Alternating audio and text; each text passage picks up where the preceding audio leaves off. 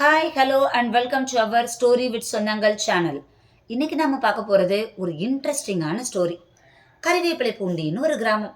அந்த கிராமத்துல முனுசாமின்னு ஒரு விவசாயி இருந்தாரு.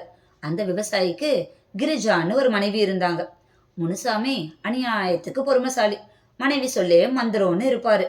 மனைவி எதை சொன்னாலும் சரி சரின்னு தலையாட்டுவாரு. அப்படியே அவர் தலையை ஆட்டலைனாலும் கிரிஜா அவரை ஆட்ட வச்சுடுவாங்க. எப்ப பார்த்தாலும் கிரிஜா நொய்யி நொய்யி நொய்யி நொய்யின்னு முனுசாமியை போட்டு நச்சரிச்சுக்கிட்டே இருப்பாங்க. இப்படியே நாட்கள் போச்சு. ஒரு கட்டத்துக்கு அப்புறமா கிரிஜாவோட நச்சரிப்பை முனுசாமியால தாங்கவே முடியல. என்ன பண்ணலான்னு யோசிச்சாரு. அந்த நேரம் பார்த்து அந்த ஊருக்கு ஒரு முனிவர் வந்தாரு. முனுசாமி அவரோட பிரச்சனைகளை அந்த முனிவர் கிட்ட சொன்னாரு. முனுசாமியோட கஷ்டத்தை புரிஞ்சுக்கிட்ட அந்த முனிவர் முனுசாமி கிட்ட இன்னையில இருந்து 47 நாளைக்கு கடவுளை வேண்டிக்கிட்டு நான் சொல்ற மந்திரத்தை 108 தடவை சொல்லுங்க. 47வது நாள் கடவுள் உங்களோட கண்ணுக்கு முன்னாடி வருவாரு. அப்ப நீங்க விரும்புற வரத்தை கடவுள்கிட்ட கேளுங்க. அந்த வரத்தின் மூலமா உங்களோட பிரச்சனை சரியாயிடும்னு சொன்னாரு. இதனால சந்தோஷப்பட்ட முனுசாமி வீட்டுக்கு போயிட்டு கிரிஜா கிட்ட அந்த வரத்தை பத்தி பேசினான். உடனே கிரிஜா அப்படியா சரி சரி அப்படின்னா கடவுள்கிட்ட 100 கிலோ தங்கம் வேணும்னு கேளுங்கன்னு சொன்னான். நம்ம ஹீரோ தலையாட்டி பொம்மை முனுசாமியும் சரி சரின்னு சொல்லிட்டாரு. தங்கம் கேட்கறதுக்கு ரெடியா இருந்தார். இப்படியே 46 நாள் முடிஞ்சிருச்சு. 47வது நாள் முனுசாமி ரெடி ஆயிட்டாரு. இன்னைக்கு 100 கிலோ தங்கத்தை கேட்க வேண்டியதுதான். அன்னைக்கு காலையில கிரிஜா முனுசாமி கிட்ட என்னங்க மாட்டுக்கு போடுறதுக்கு புண்ணாக்கு வேணும், புண்ணாக்கு தீந்து போச்சு, கடைக்கு போயிட்டு புண்ணாக்கு வாங்கிட்டு வாங்க அப்படின்னு சொன்னான். உடனே முனுசாமியும் சரி சரி வாங்கிட்டு வரேன், சரி சரி வாங்கிட்டு வரேன்னு சொல்லிக்கிட்டே இருந்தாரு. அப்படியே நேரம் போயிட்டே இருந்தது. கொஞ்ச நேரத்துல மழையும் வர ஆரம்பிச்சிருச்சு.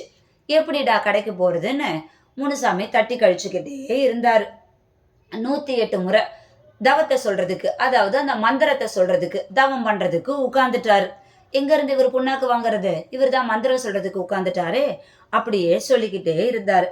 அந்த பக்கம் கிரிஜா புண்ணாக்கு புண்ணாக்கு புண்ணாக்கு நச்சரிச்சுக்கிட்டே இருந்தா. ஒரு புண்ணாக்கு வாங்கிட்டு வர சொன்னா புண்ணாக்கு வாங்கிட்டு வர்றது கிடையாது, இப்படியே போச்சுன்னா நீ புண்ணாக்கு வியாபாரம் தான் பண்ணணும், அப்படி இப்படின்னு நச்சரிச்சுக்கிட்டே இருந்தா.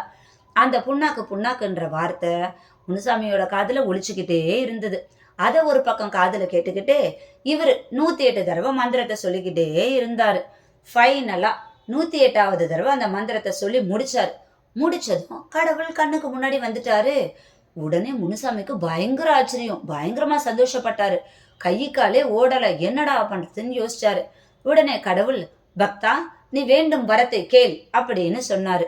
உடனே முனுசாமி ஆஹா அப்படின்னு சந்தோஷப்பட்டு 100 கிலோ எனக்கு தங்கம் வேணும்னு கேட்கறதுக்கு பதிலா கிரிஜாவோட நச்சரிப்போட காரணத்தினால எனக்கு 100 கிலோ புண்ணாக்கு வேணும்னு கேட்டுட்டாரு. உடனே கடவுள் பக்தா நீ கேட்ட 100 கிலோ புண்ணாக்கை நான் கொடுத்தேன் அப்படின்னு சொல்லிட்டு 100 கிலோ புண்ணாக்கை கொடுத்துட்டு அந்த இடத்துல இருந்து மறைஞ்சிட்டாரு. அவ்வளோதான். முனுசாமி கிரிஜாவை நினைச்சு பயங்கரமா ஆடி போயிட்டாரு.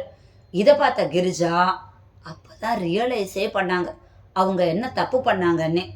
ஆஹா நம்மோட நச்சரிப்புனாலதான் முனுசாமி 100 கிலோ தங்கத்துக்கு பதிலா 100 கிலோ புண்ணாக்கு வேணும்னு கேட்டுட்டாரு. எவ்வளோ பெரிய முட்டாள்தனத்தை நம்ம பண்ணியிருக்கோன்னு ரியலைஸ் பண்ணாங்க. அன்னையிலிருந்து கிரிஜா முனுசாமியை நச்சரிக்கிறத விட்டுட்டாங்க. முனுசாமியும் சந்தோஷமா இருந்தார். இந்த கதை உங்களுக்கு பிடிச்சிருந்துச்சுன்னா உங்க ஃப்ரெண்ட்ஸ் அண்ட் ரிலேட்டிவ்ஸ்க்கு ஷேர் பண்ணுங்க.